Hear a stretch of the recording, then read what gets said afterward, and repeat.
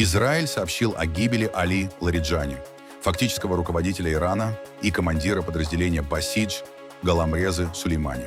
Соединенные Штаты подтягивают десант на Ближний Восток, а новый верховный лидер Ирана отклоняет все предложения о перемирии. 400 человек погибли в результате авиаудара по больнице в Кабуле. Власти талибов обвинили в атаке Пакистан. Европа и Канада призывают Израиль воздержаться от наземной операции в Ливане. В стране более миллиона людей стали беженцами и назревает гуманитарная катастрофа. Дональд Трамп отложил визит в Китай на месяц после того, как Пекин отказался помочь в урегулировании ситуации в Ормузском проливе. Телеграм в России практически заблокирован. Доля неудачных запросов к доменам приблизилась к 90%. А теперь об этом подробно и по делу. Это один день. Подпишитесь, поставьте лайк этому видео и оставьте свой комментарий. Заранее спасибо и начинаем.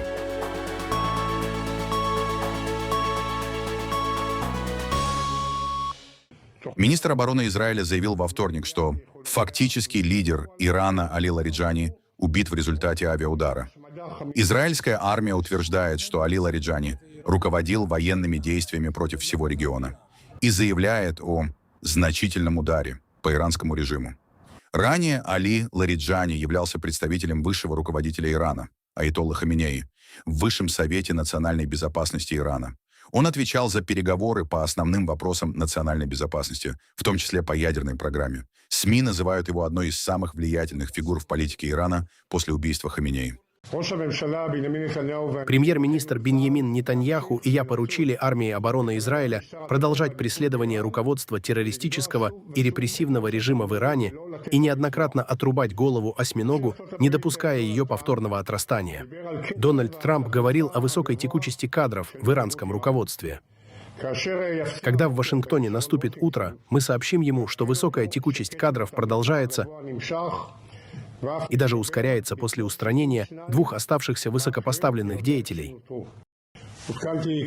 Я только что получил от начальника штаба информацию о том, что секретарь Высшего совета национальной безопасности Лариджани и глава Басидж, центрального репрессивного аппарата Ирана, ответственный за расправу над протестующими, были ликвидированы прошлой ночью и присоединились к главе программы уничтожения Хаминеи вместе со всеми, кто был уничтожен из оси зла в глубинах ада.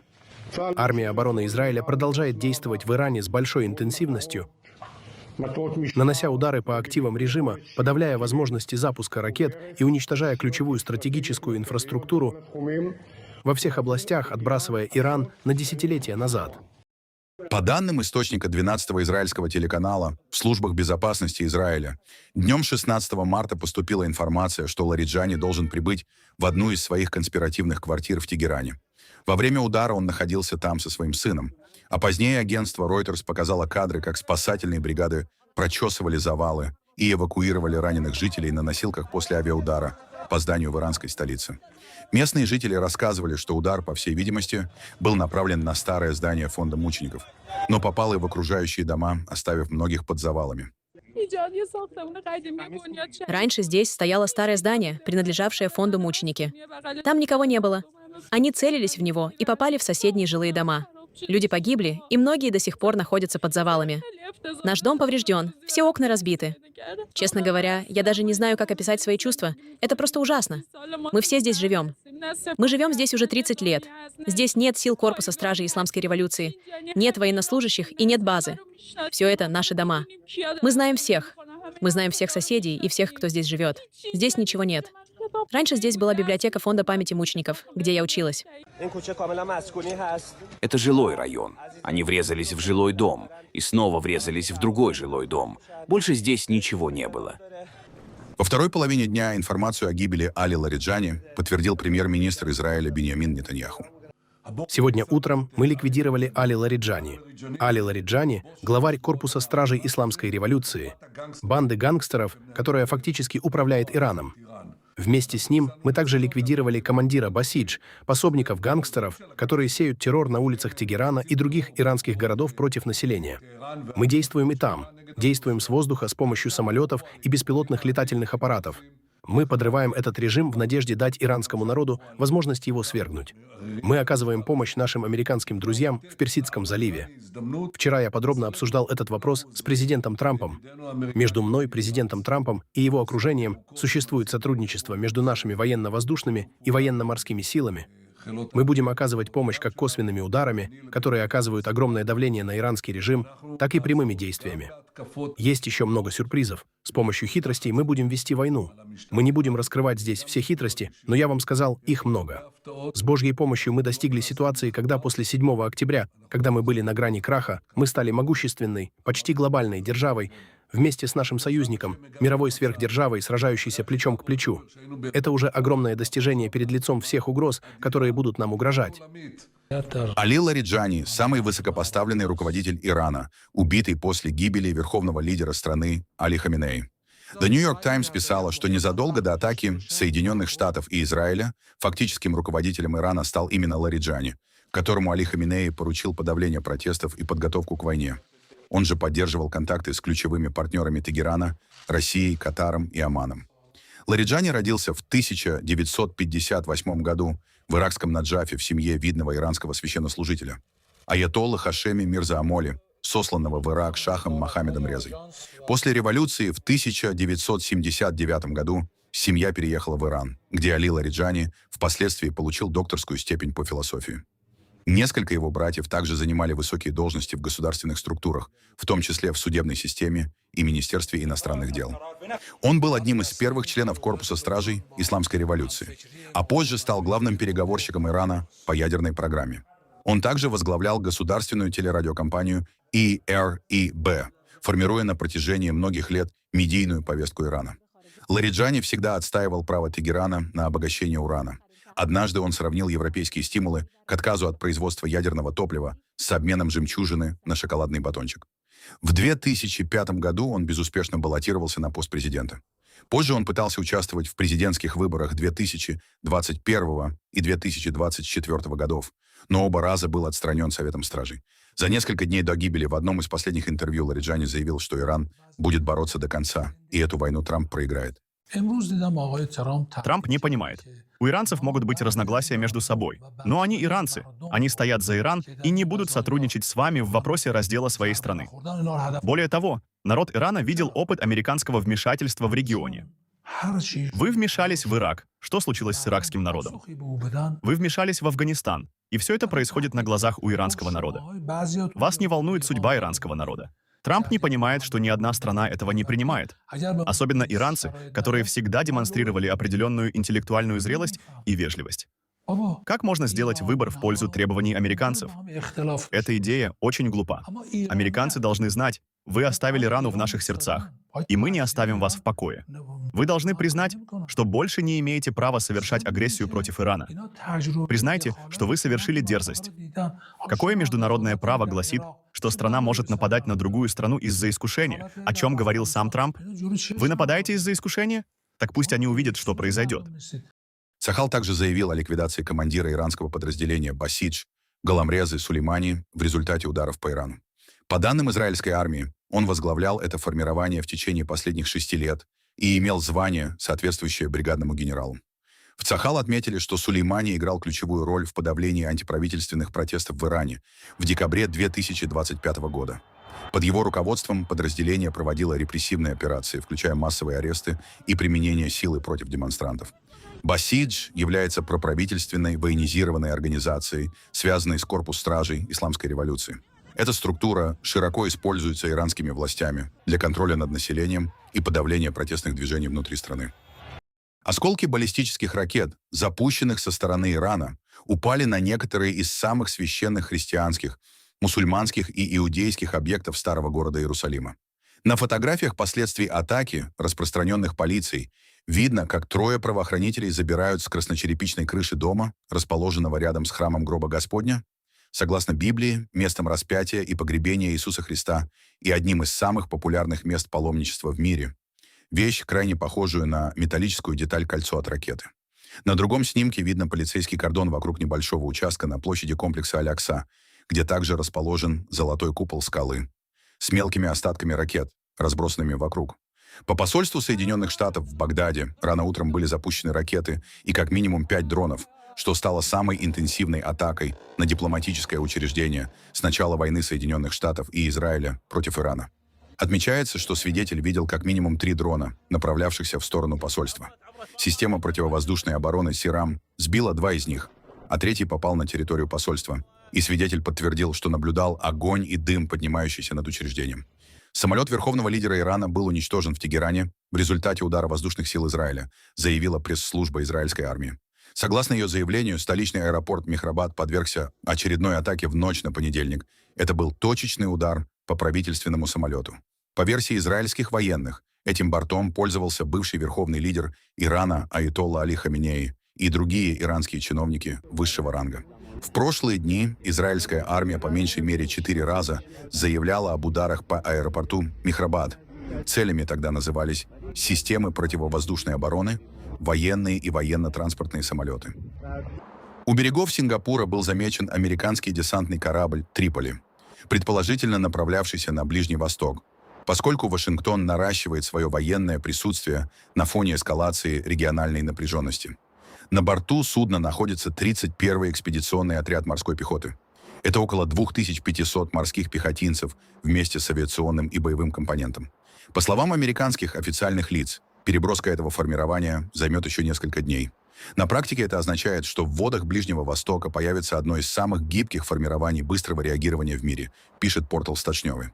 На борту корабля находятся, в частности, истребители F-35B, способные к вертикальной посадке, транспортные самолеты МВ-22 Osprey, тяжелые вертолеты 53К и боевой компонент морской пехоты, способный вести действия как на море, так и на суше. Новый верховный лидер Ирана Моджтаба Хаминея отклонил предложение о перемирии и снижении напряженности с Соединенными Штатами, настаивая на продолжении конфликта. Об этом во вторник сообщает Reuters, ссылаясь на иранского чиновника, который говорил на условиях анонимности. По его словам, во время первого заседания по вопросам внешней политики позиция Хаминеи относительно мести Штатам и Израилю была жесткой и серьезной, однако неизвестно, присутствовал ли он лично. Источник также отметил, что иранский лидер считает преждевременными любые разговоры о мире до тех пор, пока Штаты и Израиль не потерпят поражение и не согласятся на компенсации. Жители Тегерана надеются на прекращение огня, которое, по их мнению, могло бы завершить войну и вывести Иран из международной изоляции. Перемирие должно быть на 100%. Даст Бог, оно будет. Но оно должно открыть двери для международных отношений со всем миром, способствовать дипломатии и привести к позитивным изменениям. Не может быть постоянной войны. Даст Бог, для нас произойдет что-то хорошее. Дай Бог, Новый год будет хорошим годом для народа Ирана. В стране воцарится спокойствие, доллар упадет, и жизнь станет легче.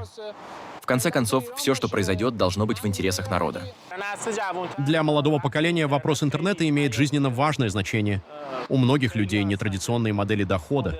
Никто точно не знает, что придет ему на смену. Я думаю, что люди поддерживают прекращение огня, а более сложные вопросы должны решать официальные лица, но никто не любит войну.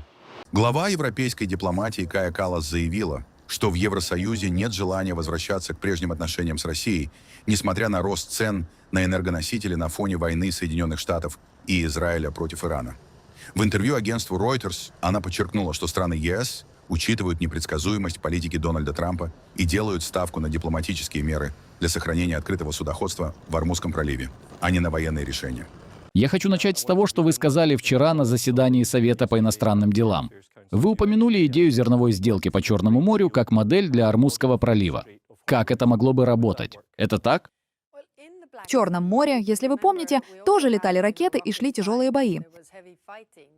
Но ООН удалось договориться со всеми странами вокруг Черного моря, чтобы вывозить зерно через Черное море и избежать голода в Африке. Похожую модель можно применить и к Ормузскому проливу. И вы предполагаете, что это может распространяться на все? Нефть, газ, удобрения? Речь идет о разных категориях. Есть энергоресурсы, газ и нефть, а есть удобрения и продовольствие. Энергетика, особенно в Азии, сильно зависит от поставок через Ормузский пролив. Около 85% проходит через него. Для этих стран это критически важно. И для сельского хозяйства, и для повседневной жизни. С удобрениями ситуация аналогичная. Это базовые категории. Вопрос в том, на что согласятся соседние страны, прежде всего Иран. Последствия для Европы могут быть очень серьезными, в том числе с точки зрения безопасности, поскольку НАТО — главный гарант европейской безопасности. Разумно ли закрывать дверь для какого-либо участия? Я не думаю, что дверь закрыта. Но, как я уже говорила, сейчас у государств-членов нет желания менять мандат этой операции. Особенно потому, что Красное море тоже остается важным. Никто не готов подвергать своих людей риску в Ормузском проливе. Поэтому нам нужно искать дипломатические способы удержать его открытым, чтобы избежать глобального кризиса — продовольственного, удобрений и энергетического.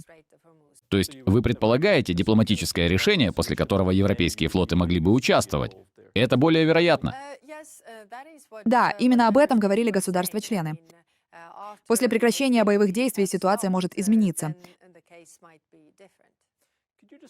Можете описать атмосферу вчерашней встречи и ваших разговоров с министрами за последние 2 недели? Каково сейчас отношение к Соединенным Штатам? Насколько велико раздражение? Мы, конечно, союзники США, но не понимаем их последние шаги. Нас не консультировали, и мы не понимаем целей этой войны. Это общее ощущение. При этом мы готовы инвестировать в трансатлантические отношения, которые испытывают серьезное напряжение. Но, как говорится, для танго нужны двое. В любых отношениях есть 2 стороны. Если требуется наше участие, мы ожидаем, что нас будут привлекать к обсуждению. Когда вы говорите об инвестициях в отношения, как Европа может инвестировать в трансатлантическое партнерство? Через контакты на разных уровнях. Например, в энергетике. У нас были встречи министров энергетики. Есть и другие направления безопасности, которые нас одинаково волнуют. Для США приоритетом всегда был Индо-Тихоокеанский регион, особенно Южно-Китайское море, и мы тоже видим риски там. Еще одно важное направление — противодействие экономическим практикам Китая, которые наносят ущерб и нашей экономике, и экономике США. Есть ли способ стабилизировать эти отношения, или они будут оставаться нестабильными, пока Дональд Трамп у власти? За этот год стало ясно, что ключевое слово — непредсказуемость. Мы уже спокойнее, потому что ожидаем неожиданных шагов и воспринимаем их как данность, сохраняем хладнокровие и фокусируемся на главном.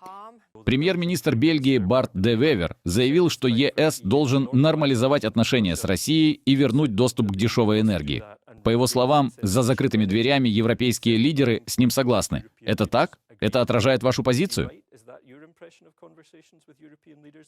Я тоже участвую в этих закрытых обсуждениях и не вижу такого настроя. Когда речь идет о диалоге с Россией, сначала нужно понять, о чем именно мы хотим говорить. Если просто вернуться к прежним отношениям, мы получим еще больше того же — новые войны. Мы уже это проходили. Поэтому нужно сохранять бдительность и не давать России того, чего она хочет, потому что ее аппетит будет только расти. Премьер-министр Израиля Биньямин Нетаньяху поздравил иранский народ с праздником Навруз. В своем обращении он пожелал гражданам Ирана года свободы, надежд и процветания. Подобное обращение он записывал и год назад, и тогда пожелал, чтобы праздник огней стал символом дружбы между Израилем и Ираном. Я хотел бы пожелать иранскому народу и персам во всем мире счастливого Навруза. Я хочу, чтобы этот Навруз стал новым началом, которое преодолеет все препятствия и все барьеры, с которыми вы сталкивались слишком долго. Храброму народу Ирана я желаю, как и каждый год, счастливых праздников, начинающихся с праздника огней. Он символизирует многовековую веру иранского народа в то, что свет восторжествует над тьмой, добро восторжествует над злом. В этом году этот праздник имеет особое значение. Отпразднуйте его со своими друзьями, любимыми людьми. Пользуясь случаем, я хочу пожелать вам счастливого Навруза, года свободы, нового начала надежды всем вам, мои дорогие друзья. Навруз Пируз. Па Йонде Иран. Лидеры Франции, Германии, Италии, Великобритании и Канады призвали Израиль воздержаться от масштабной наземной операции в Ливане. Соответствующее совместное заявление было опубликовано на сайте правительства Германии. В документе подчеркивается, что расширение операции может привести к тяжелым гуманитарным последствиям и затяжному конфликту. Напомним, 16 марта Цахал сообщил о начале ограниченной наземной операции против Хезболл на юге Ливана. Речь идет о военных действиях, которые включают в себя уничтожение террористической инфраструктуры с целью создания и укрепления передовой оборонительной позиции. По словам военного командования, такая наземная операция обеспечит дополнительную безопасность для севера Израиля. Кроме того, Израиль предупредил, что перемещенные ливанцы, изгнанные из своих домов в результате военной кампании, не смогут вернуться, пока не будет обеспечена безопасность израильтян, проживающих вблизи границы, поскольку израильские войска продвигаются в новые районы Южного Ливана. По данным Министерства здравоохранения Ливана, в результате израильских атак в стране уже погибло более 880 человек. Более 1 миллиона человек были вынуждены покинуть свои дома. Более 130 тысяч человек сейчас проживают в коллективных убежищах. Война уничтожила детей, уничтожила женщин, уничтожила наших сестер. Это все разрушение. Мы чувствуем, что кто-то должен взглянуть на нас, государство должно хотя бы немного взглянуть на нас. Здесь много разрушений, у нас очень много разрушений. Они убивают детей, они убивают женщин, они убивают стариков. Они похищают, они грабят. Они проникают на юг. Они лишают нас дома, они поджигают. Чего вы хотите? Израиль известен как абсолютное зло. Невозможное просто невозможное. В Кабуле в результате авиаудара по больнице для лечения наркозависимых погибли более 400 человек. Еще свыше 250 получили ранения. Об этом сообщил представитель правительства движения «Талибан». Удар был нанесен по медицинскому учреждению, рассчитанному примерно на 2000 пациентов. В результате атаки значительная часть здания была разрушена. Возник пожар. Съемочная группа BBC зафиксировала последствия удара. Спасатели выносили тела погибших, а часть больницы продолжала гореть. Власти талибов обвинили в атаке Пакистан. В свою очередь, министр информации Пакистана Атаулла Тарар заявил, что удары наносились исключительно по военным объектам в Кабуле и провинции Нангархар. По его словам, целью были объекты инфраструктуры, используемые для поддержки террористических группировок, и операция была высокоточной. Пакистанская сторона отвергла обвинения в ударе по гражданскому объекту, назвав их ложными и вводящими в заблуждение. Авиаудар стал очередной эскалацией конфликта между Афганистаном и Пакистаном, который продолжается с февраля. Ранее Китай призвал стороны к сдержанности и предложил посредничество для снижения напряженности. Несмотря на дипломатические усилия, боевые действия возобновились накануне праздника Ид-аль-Фитр. Мы закончили таравих намаз и вышли на улицу. Я увидел, что они разбомбили место неподалеку от нас. Я зашел в комнату, и через несколько мгновений наш лагерь тоже подвергся бомбардировке. После этого я не знаю, что произошло. Когда я очнулся, я обнаружил себя здесь. Вчера вечером в нашу больницу поступили 27 пострадавших от бомбардировки. К сожалению, среди них были и 3 погибших, и операции продолжались всю ночь. Последний пациент вышел из операционной сегодня утром. В данный момент состояние пациентов стабильное, и наша больница полностью заполнена. Я был на кухне, готовил еду для пациентов, когда вдруг услышал звук самолета, и кухня наполнилась огнем. Я выбежал наружу и увидел, что все горит. Пламя поднимается сверху. После этого я потерял сознание и ничего не помню. Доля неудачных запросов к доменам Telegram в России достигла в среднем почти 80%, а в отдельных регионах приблизилась к 90%. Об этом сообщает «Коммерсант» со ссылкой на данные сервиса Мерило. Сбои в работе мессенджера усилились в последние 3 дня, когда пользователи начали фиксировать резкое падение скорости. Если ранее проблемы касались загрузки фото и видео, то теперь задержки затрагивают и отправку текстовых сообщений. Эксперты связывают различия в уровне сбоев по регионам с особенностями настройки оборудования для фильтрации интернет-трафика у провайдеров. По их оценке, такие системы внедряются неравномерно, из-за чего качество работы сервиса заметно отличается в разных частях страны. За 16 марта было зафиксировано около 50 тысяч жалоб, тогда как днем ранее их число не превышало 12 тысяч. По данным СМИ, происходящее может свидетельствовать о начале масштабной блокировки мессенджера в России. При этом эксперты отмечают, что полностью отключить Telegram технически сложно. Однако власти способны создать условия, при которых его использование станет практически невозможным. Россия пытается заменить Telegram собственным мессенджером Max, но делает это от бессилия, так как теряет контроль над коммуникациями своих военных и агентов. Президент Соединенных Штатов Дональд Трамп заявил о переносе запланированного визита в Китай и встрече с лидером страны Си Цзиньпином. По его словам, Вашингтон попросил отложить переговоры в Пекине примерно на месяц. Причиной такого решения стала эскалация войны с Ираном, из-за которой Трамп считает необходимым оставаться в стране. Он отметил, что рассчитывает на встречу с китайским лидером и подчеркнул важность двусторонних отношений. Также глава Белого дома заверил, что перенос визита не связан с какими-либо политическими маневрами. Накануне представители Соединенных Штатов и Китая провели переговоры в Париже для подготовки будущей встречи лидеров. Но 16 марта Трамп заявил, что может отложить саммит с Си Цзиньпином, если Китай не поможет с безопасностью в Ормузском проливе. Китай и Соединенные Штаты ведут переговоры по поводу визита президента Дональда Трампа в Китай, заявил представитель Министерства иностранных дел Китая Лин Цзян. после того, как Трамп заявил о своем желании отложить запланированную поездку из-за войны с Ираном. Китай и Соединенные Штаты поддерживают связь по поводу визита президента Трампа в Китай. Мы отметили, что американская сторона публично опровергла неточные сообщения СМИ, заявив, что эти сообщения являются абсолютно ложными, и подчеркнув, что визит не имеет никакого отношения к судоходству в Ормузском проливе.